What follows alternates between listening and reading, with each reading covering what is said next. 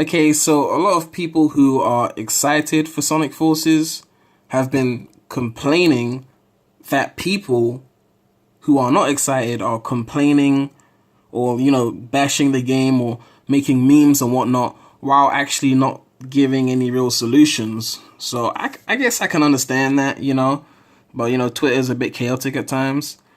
So I thought, you know what, instead of making a meme or something, I'm just going to give you guys my thoughts and my reasoning for, why I'm not in love with Sonic Forces and actually give some suggestions as to what could make it better or at least improve a future game or something. Now, I don't really think anyone important is going to see this, like Aaron Weber or someone who works at Sonic Team or is high up, but I guess I'm going to make this anyway. So basically my biggest issue with Sonic Forces right now, because the story seems decent, the graphics seem decent, like those things don't bother me, they seem good. My main issue is the levels, they're just, visually they look nice, but that's it. The biggest issue right now is that the game feels like it's playing itself, it's too automated.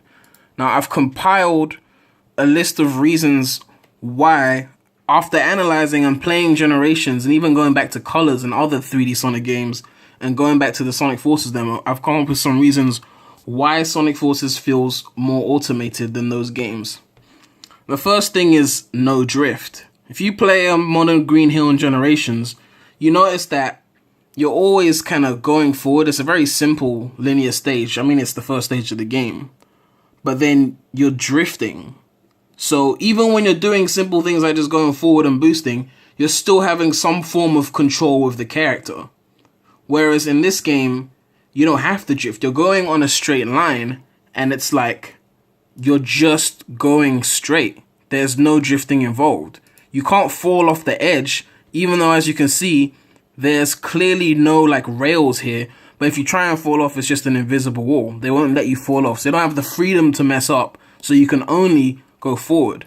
And that takes me to the bottom point, which says splines on straight lines, which is basically, if you try and quick step in this section or move around, it will force you into the middle path. So you can't actually see how he's perfectly staying in the middle path. That's not being good at the game. That's just the game keeping you in the middle path, which I didn't realize until I played the demo yesterday. So that's one thing that makes me feel like the game is playing itself. Like in Generations, you would at least have to drift around to make sure that you don't lose your momentum on corners and stuff. And that goes back to this no turns point over there where it says no turns.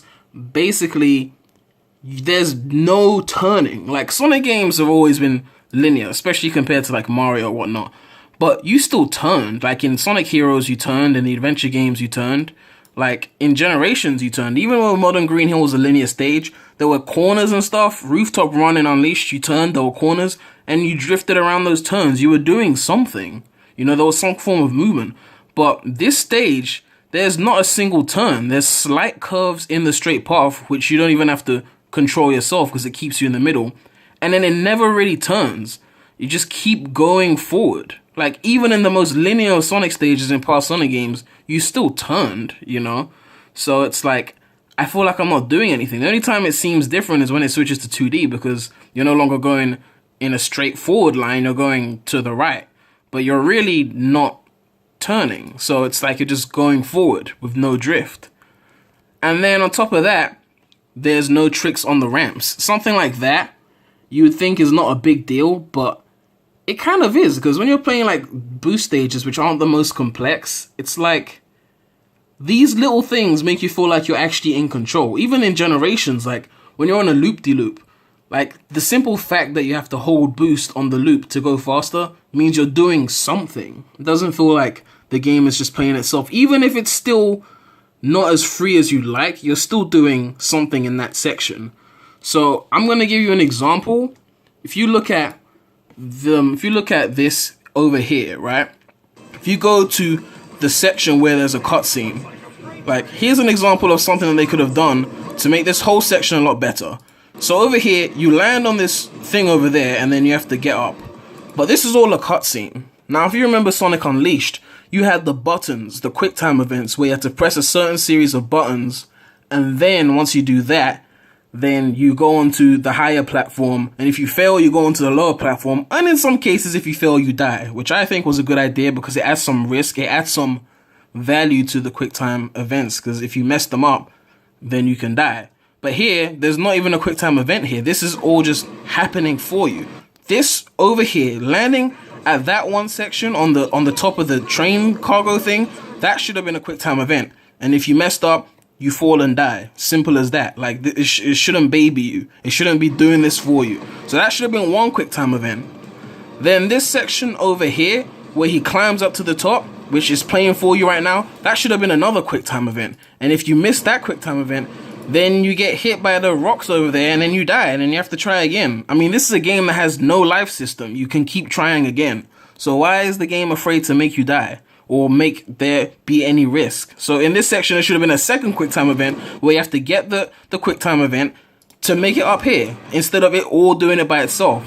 And then you get to this section as well, and it's like, you're about to get run over by the train. This is a real risk. If this was like Sonic Unleashed, if you got hit, or if you missed a QuickTime event, you would die here. Like, but here, there's not even a QuickTime event. It just does it for you. So over there should have been a third series of buttons to press. And if you mess up, then you get hit by the train. Simple. Like, there's checkpoints. There's unlimited lives. If you consider that too frustrating, then I don't know what to say, because I think there should be something being done in this section. So yeah, there should have been another QuickTime event here. If you mess up, then you get hit by the train, you die, you gotta try again. But once again, it just plays itself for you. And then finally at the end, then they put one little QuickTime event, no series of buttons, because you just have to hit it at the right time. But at least they put something there. But then, if you miss it, you don't even die. You just fall to the bottom. And it's like, it's the same actual path, you just don't use the grappling hook and you don't get the little score bonus. But there's no real risk. If I miss it, oh well, I keep going. Like, it's not a big deal. Like, if there's no fear of any, loss of progress or any death or anything, then what's the point? You could literally just not hit the QuickTime event, and it's not even a big deal. Like, if that was insta-kill, if you missed it, then there'll be some kind of risk involved to it, even if it's still the simple QuickTime event of just timing it correctly. Like, I still think, a series of buttons would be a bit more of a challenge, but at least there should be some punishment for not getting it or something. But it just feels like that's it.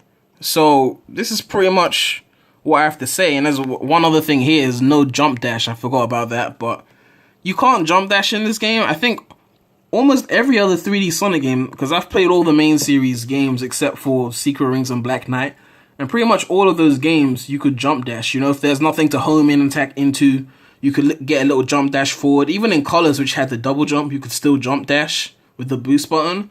So without the jump dash, it's like a cool mechanic to 3D Sonic. So it's kind of weird that we don't have that. And, the levels can only be as complex as the moves allow you to be. So if, for example, if Sonic could only run and jump and that's it, then the levels would just be running and jumping. It'll be like kind of like Sonic Runners or a mobile game. But then the more abilities Sonic has, the more things he can do.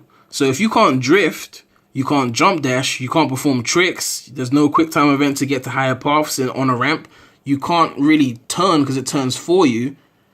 It's just like, what am I doing? Like, these mechanics are what make the levels complex. So if you strip Sonic of his mechanics, then you're not doing anything. So, I mean, these are my thoughts. There's a few other things that people mentioned. I'm trying to, think about them. There was a few other ones here, but I guess the control as well felt a bit stiff.